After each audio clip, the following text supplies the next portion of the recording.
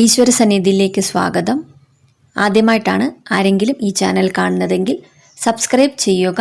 അതുപോലെ തന്നെ അടുത്തുള്ള ബെല്ലൈക്കൺ കൂടി ക്ലിക്ക് ചെയ്യുക. വീഡിയോ ഇഷ്ടമായെങ്കിൽ ലൈക്ക് ചെയ്യുക. നിങ്ങളുടെ വിലയേറിയ അഭിപ്രായങ്ങൾ കമൻസിലൂടെ രേഖപ്പെടുത്തുവാനും മറക്കരുത്.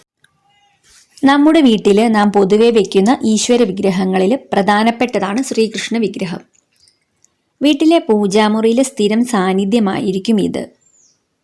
കൃഷ്ണന്റെ പല രൂപത്തിലെ വിഗ്രഹങ്ങൾ ഇന്ന് ലഭ്യമാണ്. നമ്മുടെ വീട്ടിൽ ഐശ്വര്യത്തിനായി നാം വയ്ക്കുന്ന ഒന്നാണിത്. നാം ഇത്തരത്തിൽ ശ്രീകൃഷ്ണ വിഗ്രഹമാണെങ്കിലും ചിത്രമാണെങ്കിലും വീട്ടിൽ വയ്ക്കുമ്പോൾ ശ്രദ്ധിക്കേണ്ട ചില കാര്യങ്ങളുണ്ട്. അതെന്തെല്ലാമാണെന്ന് മനസ്സിലാക്കാം. ഇതിൽ പ്രധാനപ്പെട്ടതാണ് പൊട്ടലോ വിള്ളലോ ഉള്ളതായ വിഗ്രഹങ്ങൾ വീട്ടിൽ വെക്കരുത് എന്നത്. ഇത് കൃഷ്ണ വിഗ്രഹം മാത്രമല്ല, ഏത് വിഗ്രഹമാണെങ്കിലും. അതുപോലെ ചിത്രങ്ങളാണെങ്കിൽ കീറിയതോ മടങ്ങിയതോ ആയവ വയ്ക്കരുത്. വിഗ്രഹമാണെങ്കിലും ചിത്രമാണെങ്കിലും പൊടിയുണ്ടാകരുത് എന്നതും നിർബന്ധം. എപ്പോഴും വിഗ്രഹങ്ങളും ചിത്രങ്ങളും പൊടി തട്ടി ഭംഗിയായി വൃത്തിയായി വെക്കുക. ഇതുപോലെ കൃഷ്ണ വിഗ്രഹം വെക്കേണ്ട ദിശയും പ്രധാനമാണ്. ഇത് കിഴക്കോട്ടോ വടക്കോട്ടോ ദർശനമായി വെക്കുക. തെക്കോട്ട് യാതൊരു കാരണവശാലും വെക്കരുത്. പടിഞ്ഞാറും അത്ര നല്ലതല്ല. ഉത്തമമായ ദിശ മുഖം കിഴക്കോട്ട് ദർശനമായി വരുന്ന വിധത്തിൽ വെക്കുന്നതാണ്. ഇതുപോലെ കൃഷ്ണവിഗ്രഹം വീടിൻ്റെ ഈശാന കോണിൽ വെക്കുന്നതാണ് കൂടുതൽ ഉത്തമം. അതായത് വടക്ക് കിഴക്ക് മൂലയിൽ. ഇവിടെ സ്ഥാനമുണ്ടെങ്കിൽ അവിടെ തന്നെ വയ്ക്കാം. വീടിൻ്റെ വടക്ക് കിഴക്ക് സ്ഥാനത്ത് പൂജാമുറിയാണെങ്കിൽ അവിടെ വെക്കുന്നത് ഏറെ ഐശ്വര്യവും ഭാഗ്യവും വന്നു ചേരും എന്ന് പറയാം.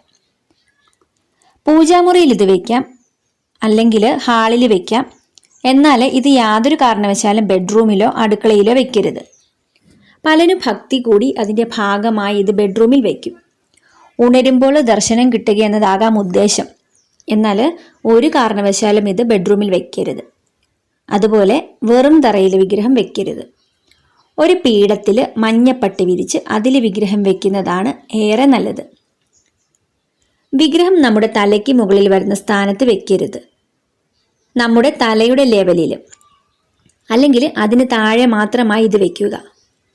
കൈ ഉയർത്തിയെടുക്കേണ്ട വിധത്തിൽ ഇത് വയ്ക്കരുത്. ഇതുപോലെ കൃഷ്ണ വിഗ്രഹത്തിൽ മഞ്ഞപ്പെട്ട്, മയിൽപ്പീലി, ഓടക്കുഴൽ, മഞ്ചാടിക്കുരു, കുന്നിക്കുരു ഇവയെല്ലാം ഭഗവാന് അലങ്കാരമായി വയ്ക്കാം. ഇവ കൃഷ്ണ വിഗ്രഹത്തിന് മുന്നിൽ ഒരു താലത്തിലായി വെച്ചാൽ മതിയാകും. വിഗ്രഹത്തിൽ തന്നെ ചാർത്തേണ്ടതില്ല. ഇത് ഏറെ ഐശ്വര്യമാണ്. പുല്ലാങ്കുഴലേന്തി നിൽക്കുന്ന രൂപമാണെങ്കിൽ രണ്ടാമത് പുല്ലാങ്കുഴൽ വെക്കേണ്ട കാര്യമില്ല. വീഡിയോ കണ്ടതിന് നന്ദി. ഇതുപോലുള്ള വീഡിയോസ് ഇഷ്ടപ്പെടുന്നവർ ചാനൽ സബ്സ്ക്രൈബ് ചെയ്യുക.